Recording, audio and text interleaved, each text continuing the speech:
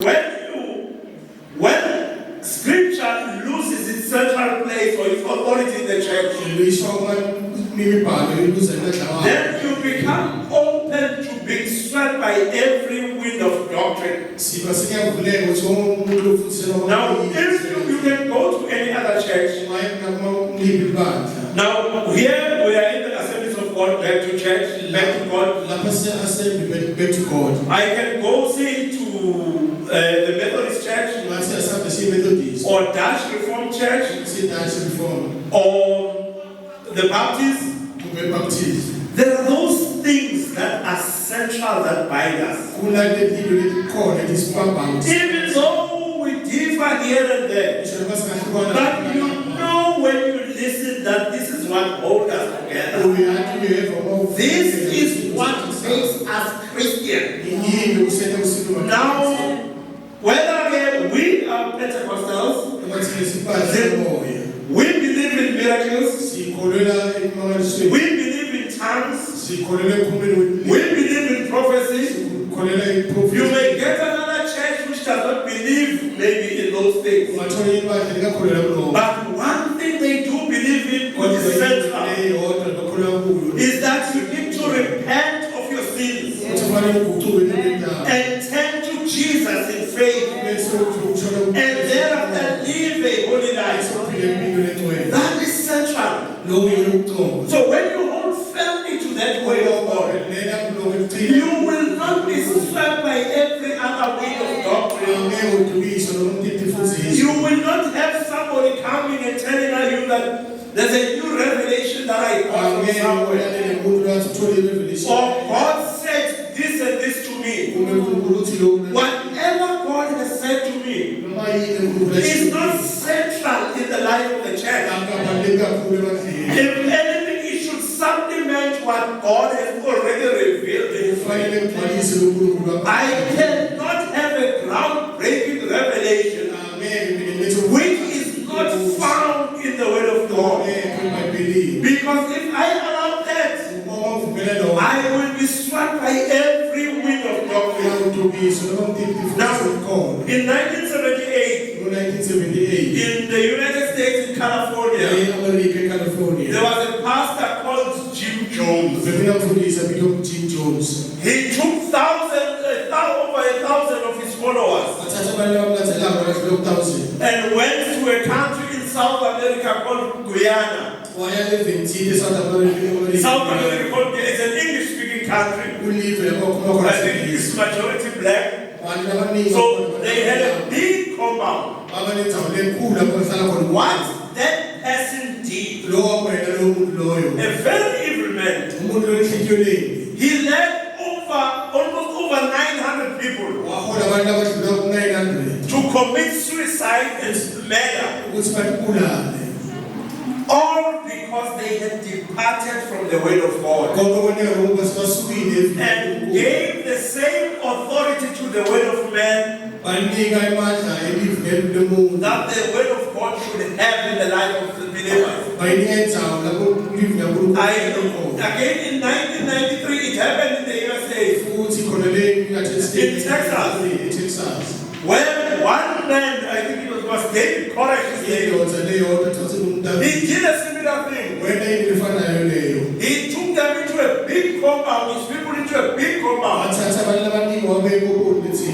They would study the Bible from morning to sunset every day. And when the police started finding out that there were allegations of sexual abuse there, they got a warrant. Because what caused them to come is because it involved children as well. What David Koresh then did, the big compound in which they were in, on the windows and near the walls, he put gallons and gallons of petrol.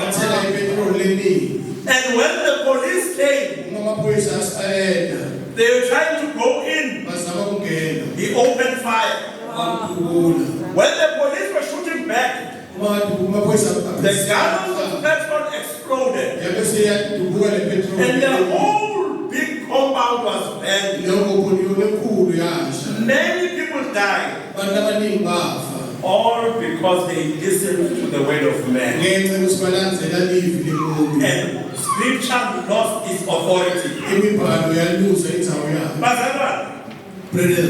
Do not outsource the study and the reading of scripture to anyone else.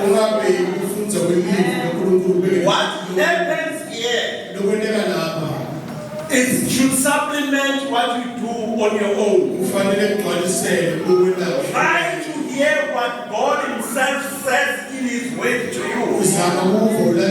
And what He says in His word should be the same as what He says to me as well in His way. And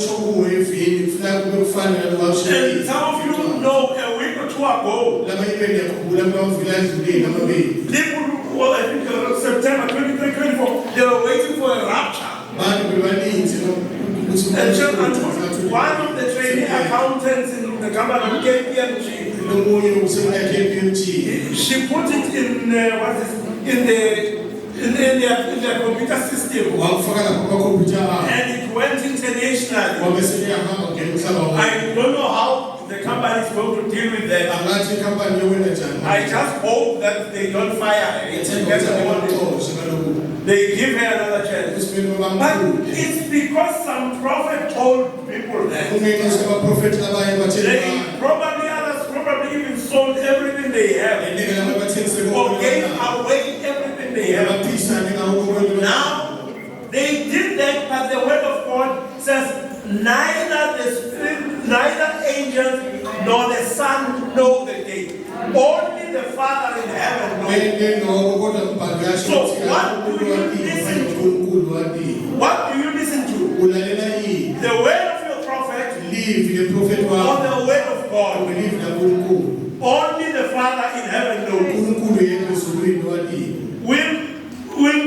Now, we may be easily deceived and abused if we ignore the clear teachings of the Word of God.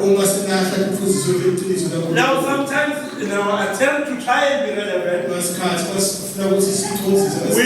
for instance, ignore the teachings of God's Word in the area of sexuality. Or in thinking issues such as glory belongs to God alone. We start giving glory to another person. God says, my glory I will share with no man.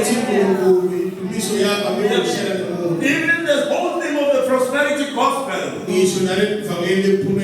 will be financially exploited when it is clear that salvation is free of charge. And you're told to buy this and this. You will be fooled by having this one-man powerful leader who does no wrong and often hears from God directly. Now there's one guy, well, I won't mention it because some of you probably like him very much. But he has this tendency when he's preaching on TV. No, it's penning him. When he preaches, you must listen when he talks.